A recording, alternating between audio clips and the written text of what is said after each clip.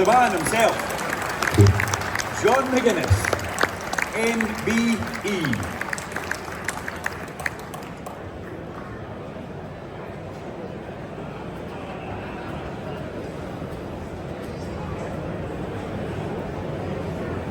All right, guys, all good?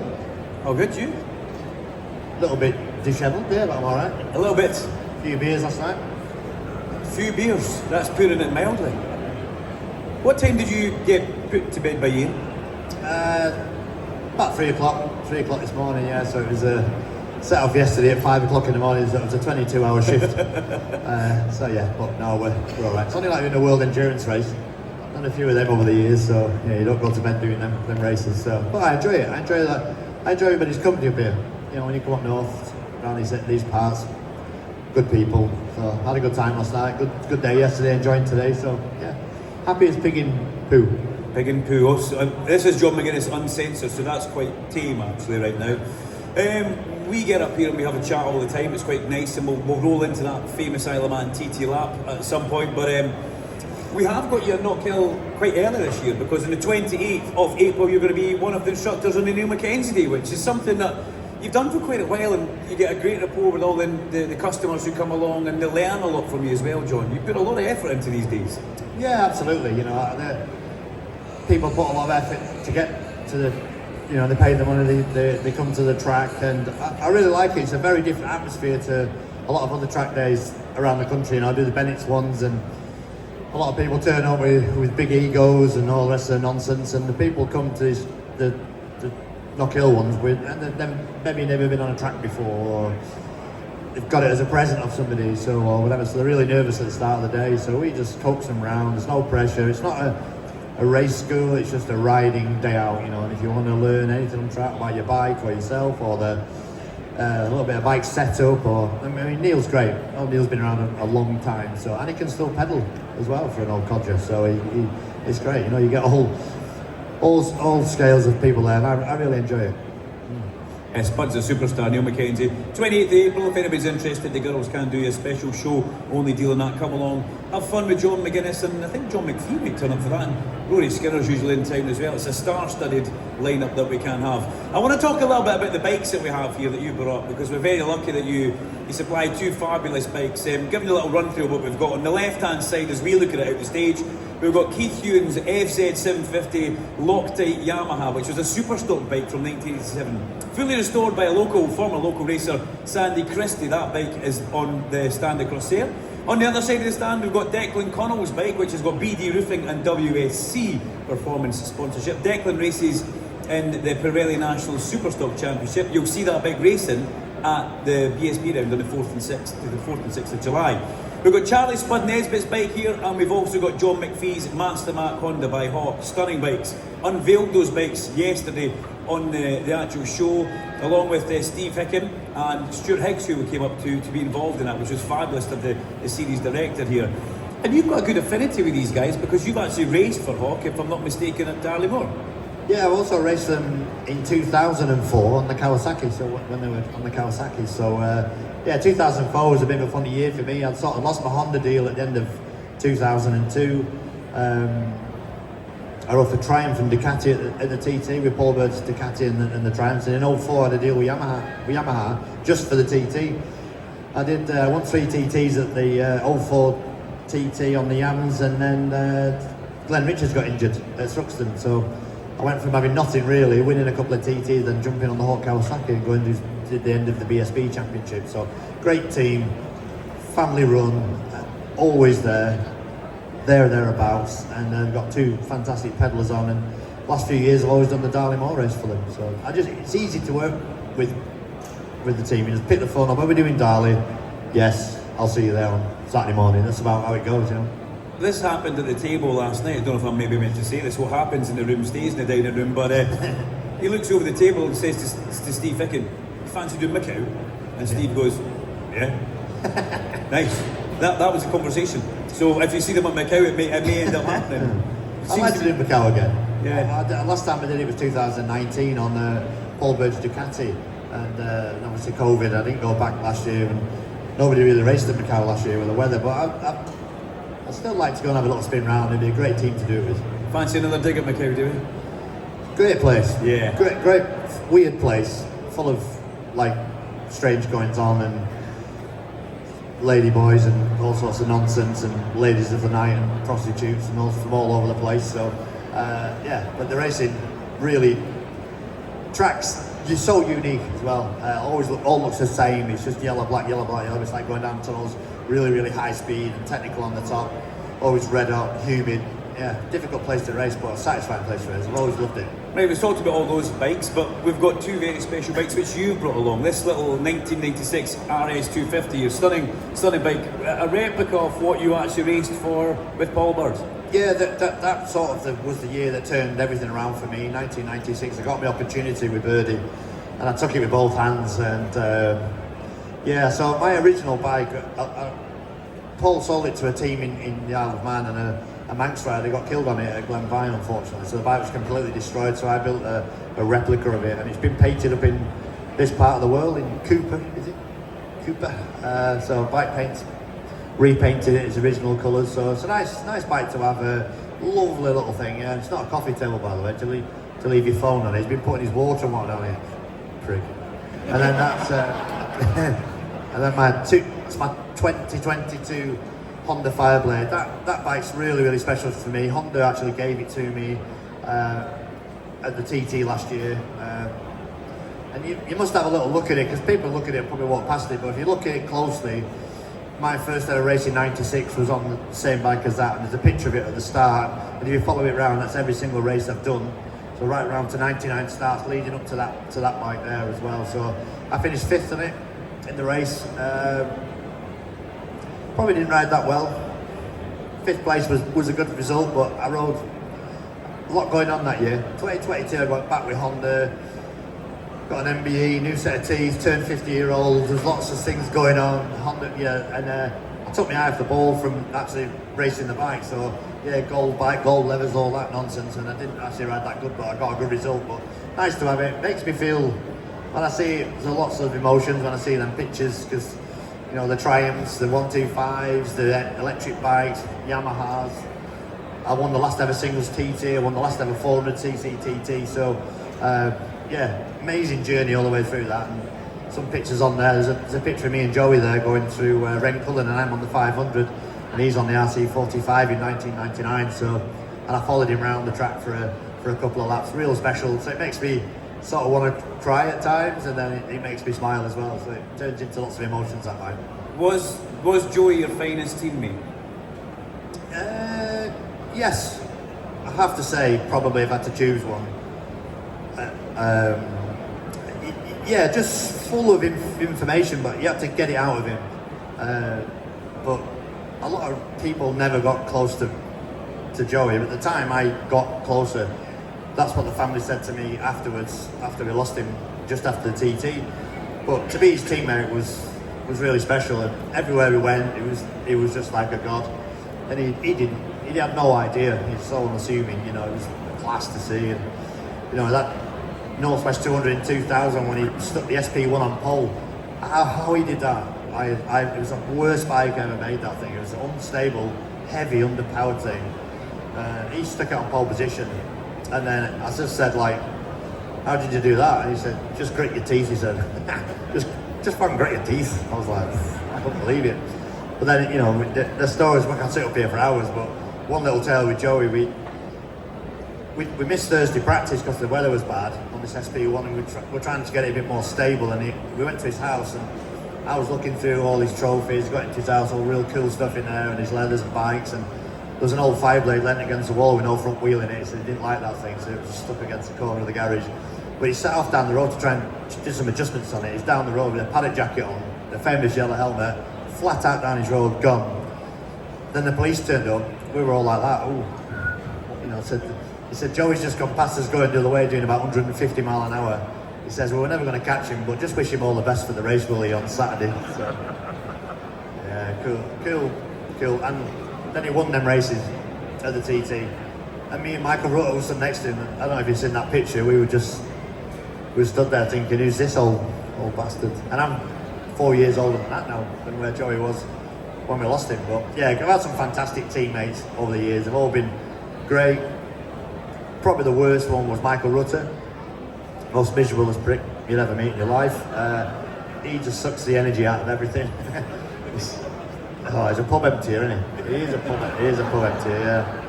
He's like, he's like, Brummy accent, you know. Like, he's been through every manufacturer of motorcycle, every manufacturer of leathers. He's been through every manufacturer of lady, hasn't he? He's had a French one, a Chinese one, a Manx one. Ruined about 5 marriages. No, does it? Does it? I don't know what else to say. I mean, let's come away from Michael Rutter's love life for a brief second. Last year, you say you're getting to an age now where there's youngsters coming through. They're riding the TT differently. That's what you were telling me. You're watching. You've still got these unique, I was going to say, flowing lines who take you through the corners. You, Peter Hickman, Michael Dunlop. But then you mentioned to me Davy Todd. He's attacking and riding the TT different from you. You say he's rushed into corners, squaring off and fanning out. Would that work for you? Are you too set in your ways because you know how to get around their body fast and you don't want to change? Well, or you don't need to change? My theory, I grew up on 2-strokes, so you rode them different. You want lots of high corner speed. You have to have optimum lines and keep everything smooth. But these big bikes now, they have that much power. They have traction control. These super stock BMs, and the stockers, so that he hangs off the traction. So he's brave in a lot of ways. This is David Todd, but what works for him. I always said you don't get a handbook to do the TT. You go away and you develop your own style. I had Josh Brooks as a teammate on the Nortons in 2018, and I drove him around the track, and we were going around and I'm pointing some things out, and he wasn't listening to me. I just thought, is he taking a piss? And then he said, John, don't take it personally. He said, I just want to do it my way. And I just respected that when he said that. It made a lot of sense. And like Toddy, I can't tell him how to do it. He's doing 135.5 miles an hour. He's won the senior. So his trajectory is flying, but it's a different style where Peter and Michael Dunlop have really smooth flowing styles. Them two use the Dunlop tyres. Toddy uses the Metzler tyres. And I watch the onboards now. I mean, I want to learn. I'm not too old to learn, but I look at some of the things they do, and I'm like, I can't pull a rabbit out of the hat anymore. But Toddy's one style. Those are the other styles. But I couldn't run into the corners like that. It'd be too tiring as well. Yeah, he's a fit lad, he's Toddy, so that braking really, really hard. Yeah, it's not the thing to do. I don't think. But you went your fastest ever lap last year at Isle of Man TT. So there's life in the old boy. Yeah, you were saying this last night. So there definitely is to go out and do the lap time you did. Yeah, my job's sort of gone like that. Then it's plateaued out. I feel like I think that if I could find something and I went 1 mile an hour quicker, I would be happy. If I got into 33s, I'd be really happy. If I didn't get into 33s, I'm still sat 132s, I'd still be happy. I'm just happy to be on a motorcycle. And I mean, my fastest ever lap was slowing down for the pits. If it was not slowing down for the pits, it was a flying lap, it'd be 133.5ish, which looks better on paper, but it's only numbers. It's just numbers. I mean, I've won races at the TT at a slower pace than the year before. It all depends on the track conditions, how you're feeling. They're bloody difficult to ride these bikes. And, that bike, I've ridden that bike since 2022. And I think sometimes it's unstable in a few areas, and I've tried every single thing I can, all my years of experience to try and make that bike better, and I can't. Dean's got the same problem as well. We've got a few little issues, but hopefully we can work together and make the Honda a better package. But you never stop working on them, that's for sure. No, 100%. Do we know your start number for this year, sir? Has that been announced? Number 1 again? You like being number 1. A lot of guys don't like being number 1. They feel like they're the bit of the road sweeper or target your back, but you like to have the open road. I like number 1. The number 1, there's a lot of kudos with it. I always think it's really, really cool to go at number 1. Especially now. I mean, I've won at number 1, I've won at number 2, 3, 4, quite a few numbers. But there's nothing like putting the Honda leathers on, being that. For me, it's a really proud moment to do that, to pull up to the start line, to get, to start another senior TT at number 1. I think it's just really, nothing looks better than a factory Honda with a great big number 1 on like that bike there. It's so cool, and dead proud of me to still be able to hold my own on it, and I don't worry about the other riders catching me because the respect's there for me. I think, you know, they're not going to try and stick me through the hedge. I know that when they'll pass me safely, and do you know what? Weirdly, I actually enjoy watching them doing their thing, so I get a few miles in the hot seat watching them guys, you know, pull away from me. So it's great. Number 1's, and one of the best things about number 1 is if you're shite, at least you get on the telly. So it's good for the sponsors. You got a style line, give it that. You're good at it, aren't you? I mean, you're good at the sponsor thing as well. New helmet for this year. Let's talk about that, because that was something that came out of the London Motorcycle Show, where you're promoting a new helmet. And I was like shocked, sent you a quick message. You said, it's just one of these things that's happened. Yeah, I'm a real creature of habit, me. I'm a real sort of, I'd like to think I'm a loyal person. And then I got offered a deal with KYT, which is basically a Suomi helmet branded as a KYT. And a lot of people were quite negative towards it on the social media. You know, where'd you get that on the third shelf of Aldi and all this sort of stuff. But, you know, Francesca Bagnaia wears them, Nico Bulliger wears them, Bezzecchi wears them. You know, there's a few riders that wear it at world level, and it's a good product. But I was at Rossi's Ranch, just name dropping there, he's my mate, by the way. I did see Rossi's penis as well. It's not good. Recently? Yeah. Yeah, it's a weird looking thing, I don't know. Head long and thin, like just dangling about a bit. But yeah, the KYT people were there. Do you know what? For a lot of people, riders, and it's kind of, how can I have this, and can I make a bit more of this, and then it's like the job, you know. If you Andrew Irwin, my teammate, he told me he's no interest in the motorbike. It's like a bricklayer having a trowel to do his job. That's a tool to go to work. I could never really fathom that. For me, I'm passionate about the bikes. I love the bikes, and so yeah, I've gone off on a tangent, mate. What about helmets, weren't we? Yeah, tools to do a job. So coming away from the showy thing, you know, I don't know. It felt bad. It felt like getting divorced from a 6-foot gorgeous blonde that you didn't want to get divorced from. But they came along to Rossi's Ranch and just offered me the love. It was the love as well. We'd love you to be in our helmets. You know, we're going to do this, we're going to do that. They offered me a 3-year deal, which I thought was great for a bit of loyalty. If I don't race, they're still going to pay me. If I do race, they pay me the same. There's a bonus structure. They were just great people, and this is the people that developed the AGV helmet for Rossi when that new style AGV when that escalated up. So yeah, it's different direction, but I know it's a safety implement, and I've been always really like for that show. It was always good for the safety side, but it is a good helmet. It still looks the same. Yeah, it's a little bit heavier. It's got a little bit more room on the chin bar, so I can get 2 sponsors on there now. If anybody's interested. Right, who wants to see a lap of the Isle of Man TT and giving us some commentary from John McGuinness?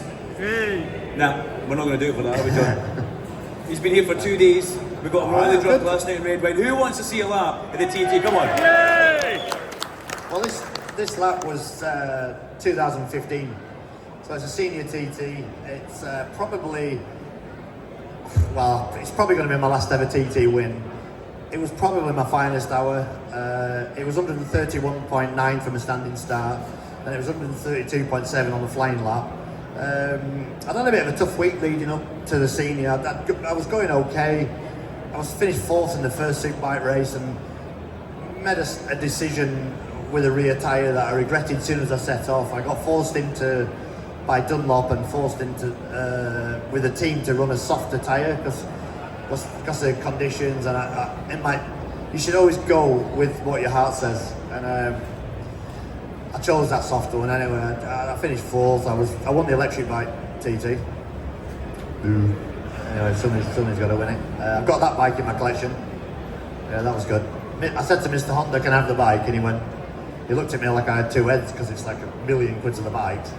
I just kept asking him, and eventually I ground him down, and then he said, right, you can have the bike, but you got to lose 10 kilos. I was a bit fat, and he's like, you need to lose 10 kilos. So I don't, at the beginning of 2016, I had a weigh-in, and I went to Milton Keynes, to MTech, where the McGuinness is, and I put £20 coins in my left boot, £20 coins in my right boot, and a massive breakfast load of water, so I was as heavy and as fat as I could be to get on the scales for the first weigh-in.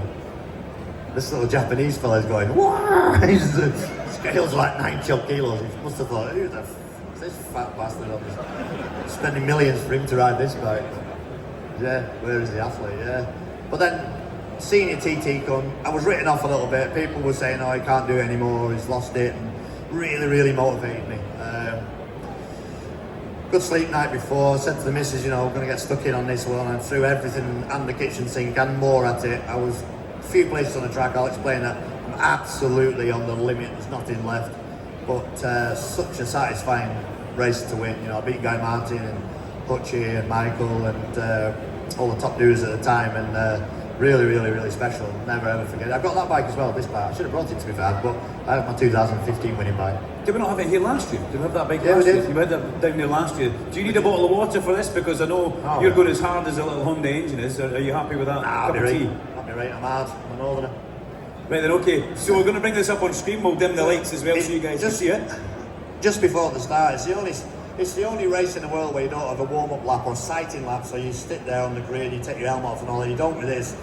You know, it's a really eerie feeling. It's a really special environment. You know, you're on the start line with my son, my dad's always on the start line, the missus. I'm a bit superstitious. I always stick a penny down the leathers and kiss my little voodoo doll on the back of my helmet, and my dad's always stood there, and I have one of them really awkward hugs with your dad, you know, them. You never hug your dad, you know, like, and then you sort of go, your mechanic pushes you into an area where it's like no man's land, and you go up to the start line, and I always try and make sure I try and get my daughter's attention. She's up in the family grandstand, she's on TikTok or something on the telephone, she's like, oh yeah, cheers dad, see you in a bit.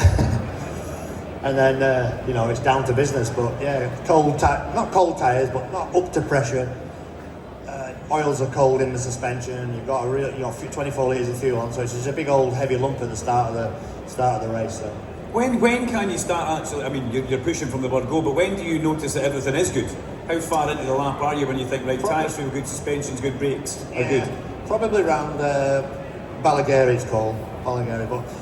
But I was for years and years when I was on the Dunlop tyres, or Metzler's now. But when I was on the Dunlop tyres, the night before the race, I would always go and ride my Fireblade. We used to go up onto a place called Douglas Head, and I used to scrub my tyres in. And Dunlop technicians thought I was stupid. I would always go and take the edge, because they have that releasing agent and it's shiny, so I took all the edge of the tyres off. And we did like 3 or 4, 5, 6 pit stops just to familiarise myself back with the superbike. Because, you know, a Fireblade stocker and a Fireblade superbike, they're very similar, but they're not. There's loads of differences. The yokes are wider, the brake levers are different, the pegs are in different positions. So I used to just get that feeling and then sleep on it, and that was the bike I was riding in the morning. So yeah, I was probably a bit eccentric with it at times. Everybody thought I was mad, but it just put my head at rest that I was ready for the race. So You ready? I'm ready. Leathers up, helmet on, you good to go? Yeah, lovely day. Everything was working good. There's a little lady on a stand, so I'm looking at that lady. As soon as she moves her hand, I'm just clutch gone and down to business. So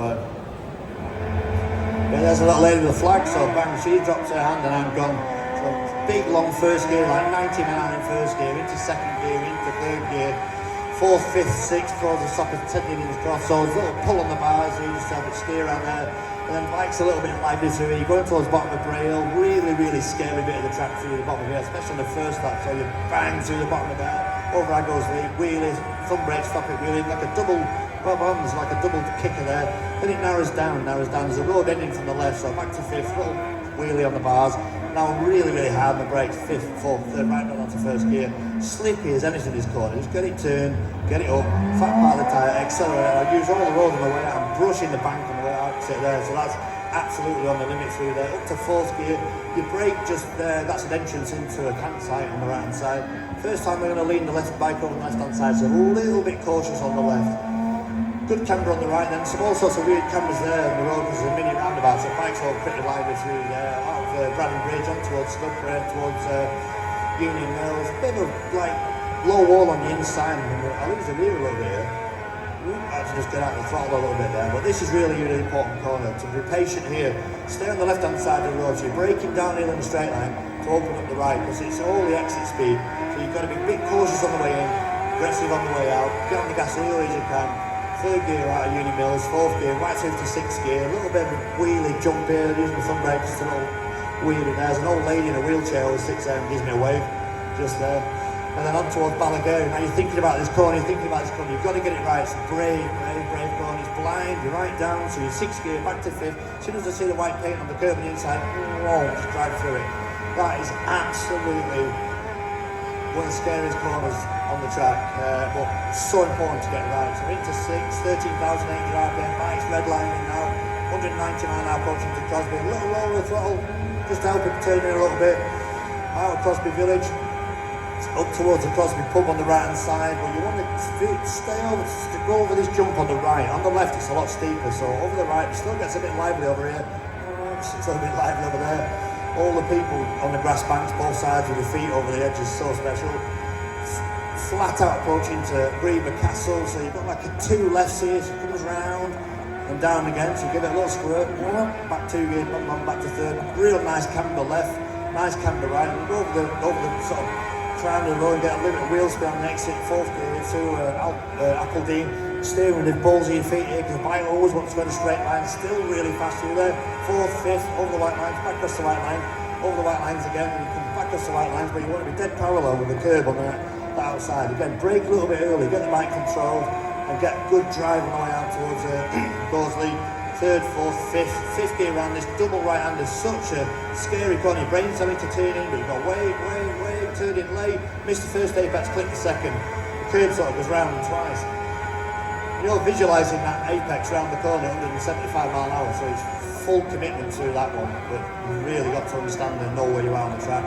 Sixth to first gear, then we've got my first pit board there on the left hand side. We've got Ian McIntosh, he's from Crete down the road somewhere. He's pit boarded me for years, and he's got like five stopwatches, and he's got everybody on the watch, and he gives me one of them, or gives me a get your finger out. So it's brilliant. I can just tell by looking in the whites of his eyes if I'm doing well. But yeah, through Dolan's Bend, stay on the left hand side of the road, back there, and then four left in towards Laurel Bank. Bit tricky under here, always a bit different grip levels, loads of different types of tarmac, and just on the exit of Laurel Bank, the engine spin up here. So she's spinning like mad. I just turned in a bit too early, and then end up bouncing over to the left hand side road. I'm on the wrong line there going into there, to be fair. Probably lost 4 or 5 tenths through that section, so on towards Glen Helen, the first left's flat, so you've got this flat left and you just roll the front a little bit. Just the second one, just fourth gear, back to third gear, good camber on the left, good camber on the right, up towards the old school before it went all digital. There's a commentary box, uphill out towards Sarah's Cottage. Again, really late apex, stay wide, turning late, get hooked in the bank and inside. You just hear me now, just building through the left, through the double rights, and then into this next step. Again, the shoulder tucked right under the back there, because it's so important to get the exit speed onto the conquer body straight onto there. So just pause it there. Thanks, knackered. Come on, guys, give me a bit of respect for that one, yeah. All that section from the start line to where my first pit board was, that's about 145 mile an hour average. That's so fast there. Then the average speed comes down. The track gets much more technical, so all under the trees, not under the trees, but where the walls are and the banks, and there's a lot more half throttle, quarter throttle. You're just feeding the power on and off, short shifting on the side of the tyre, but it's all been quite physical as well. So as soon as I go up into this conquer body straight, I'm like that now.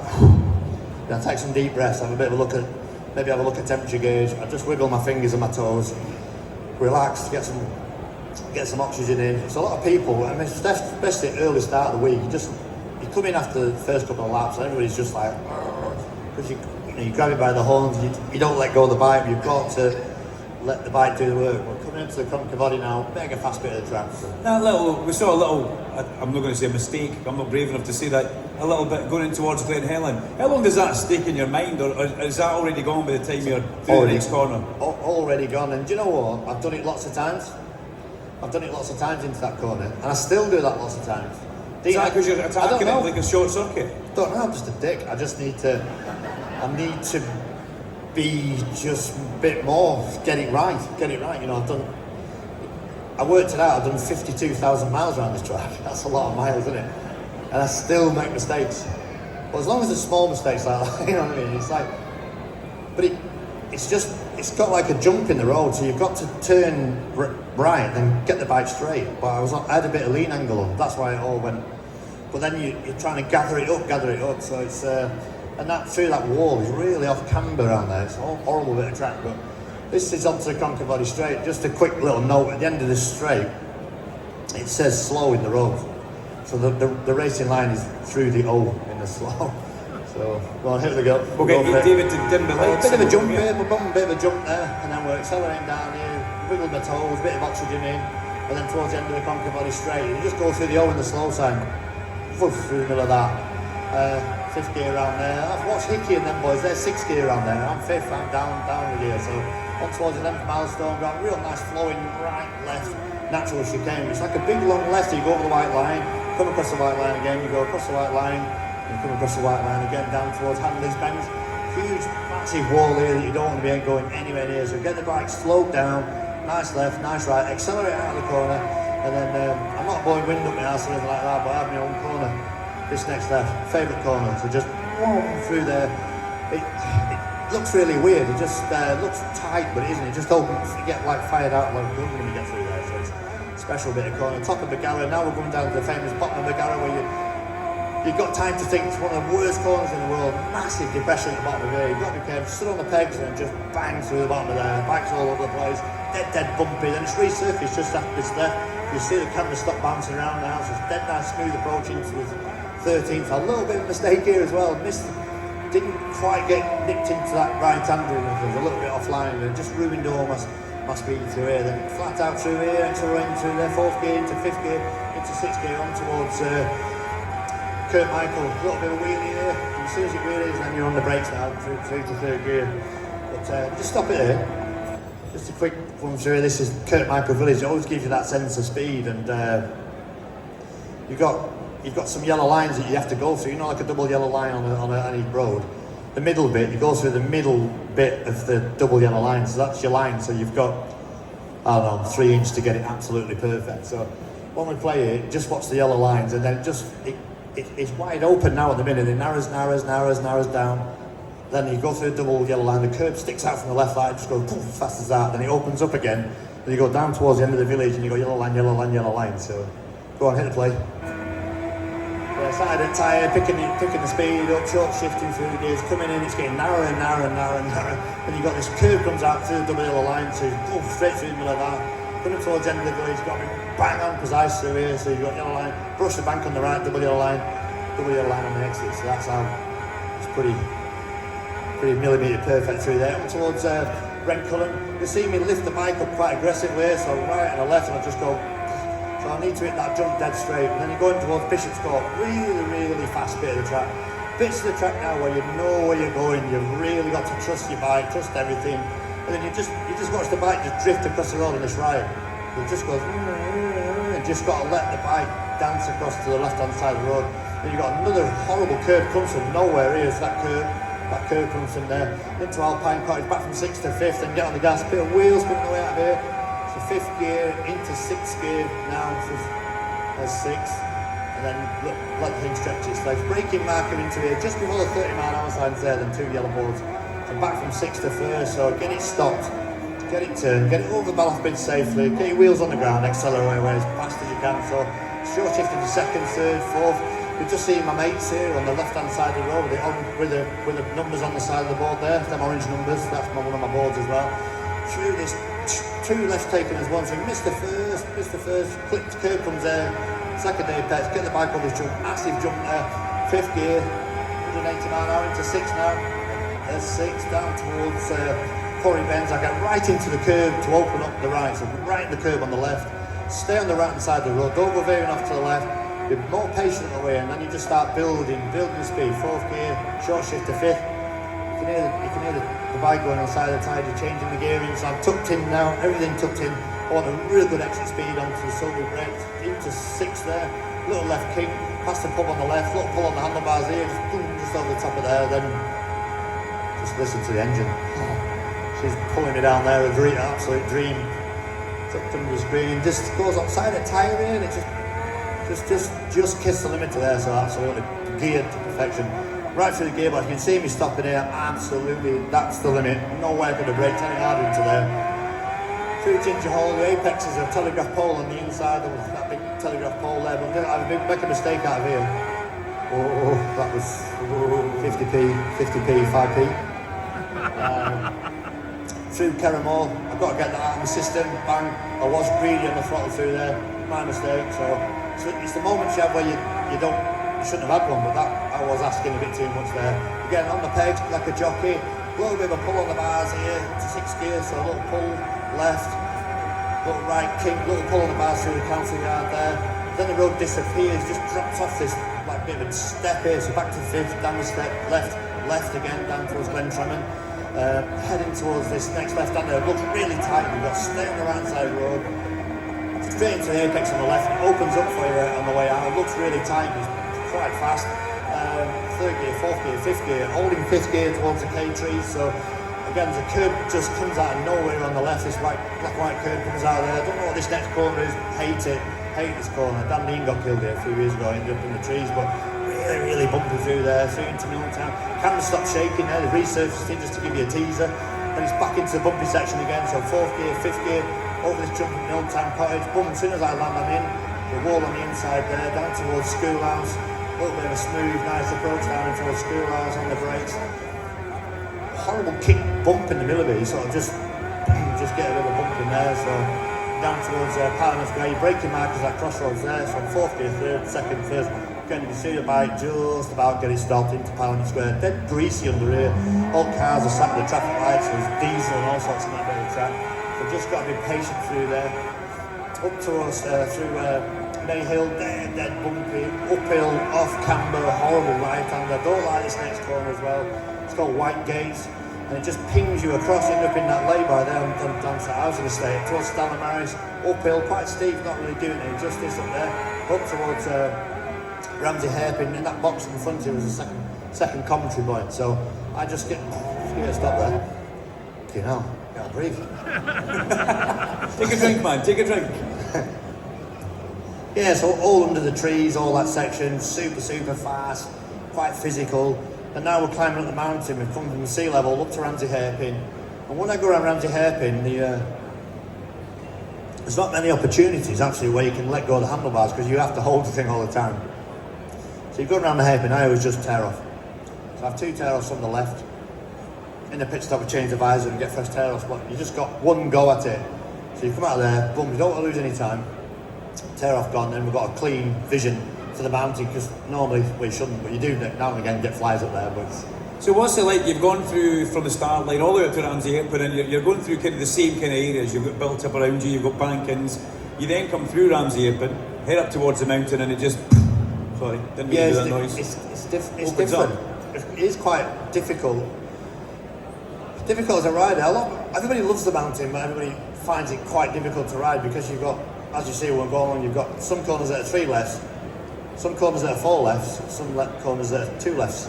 And if you get the wrong corner to, you know what I mean, it's not great. So you'll see as we go up the mountain, I'll explain it. But tear offs off, clean version over the mountain, so hit the go. There's a lot of flies about, especially at number 1, because you're sweeping the track all the time. So up towards Waterworks, look at the moment there, just a little bit of a slide on the right. Up towards Waterworks, which is a bit faster entry.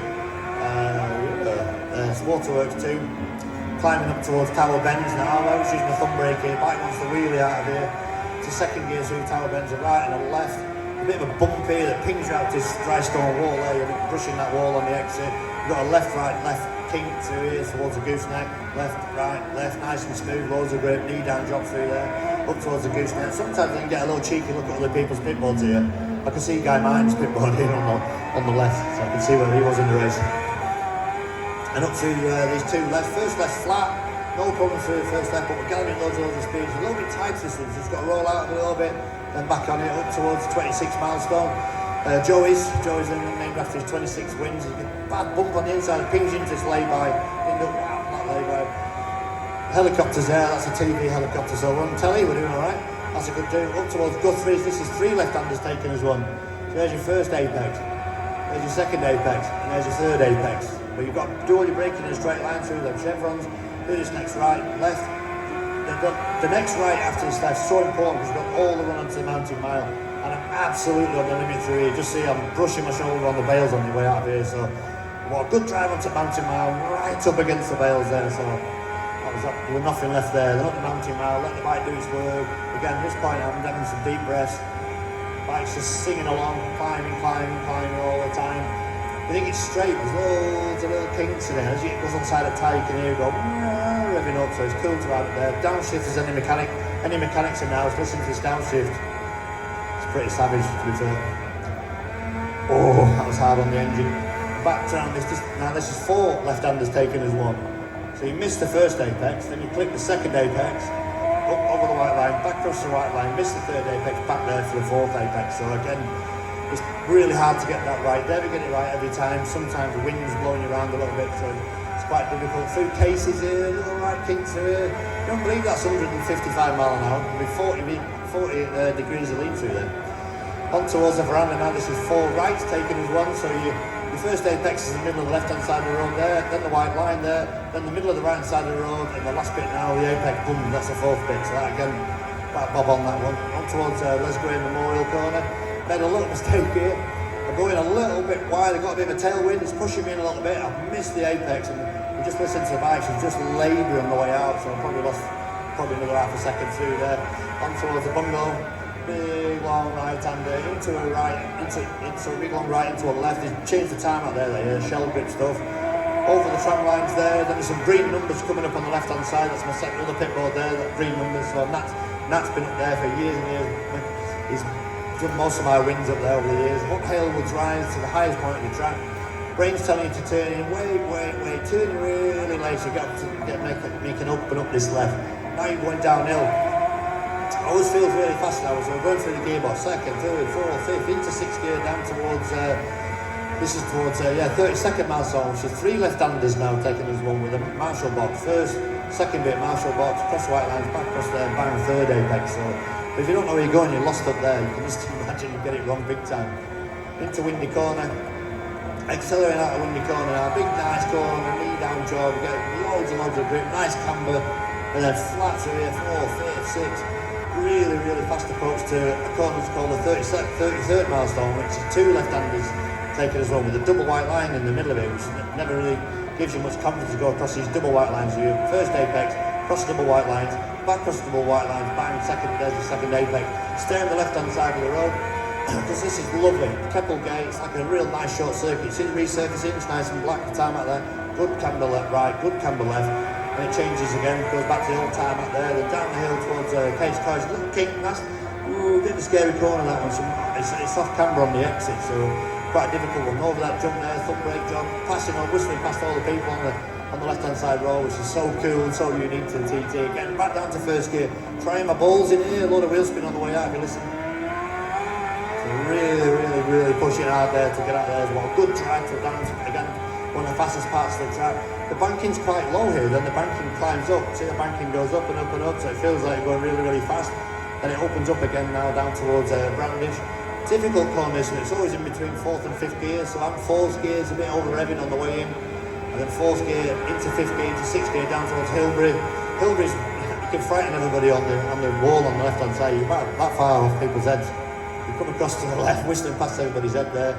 Into Hilbury. As soon as you're at the apex, 4th gear, you can just be really aggressive, hard on the throttle, because the camera's not doing it justice. It's super steep out of there. And this corner's odd, because it's a long sort of 3 left taking a jump, but it climbs up. It's called Trunk Namona, that corner. Down towards Signpost, now Signpost corner. Nice sort of downhill, knee down sort of right. Next left, bedstead, no grip around here for some reason. It never has any grip, no idea why, but just listen to just been just off the centre of the road, down towards the Nook. This bit of the track's not used all year, so at the start of practice it's quite green and slippy, but this is senior TT, last race of the week, they want to win, and so I'm pushing really hard through here, through Governor's Dip on the right, Governor's Dip on the left, and you come out now onto that slowest bit of the track, come out onto Glen Crutcher Road, or the start and finish line, whatever you want to call it. Come out there in first gear, second, third, accelerating as hard as you can, all tucked in. Just quickly on the left hand side there, that bus stop, that's your braking marker when you come into the pit stop. But fifth gear row at start and finish, into sixth, still accelerating down the hill. I hope you enjoyed that.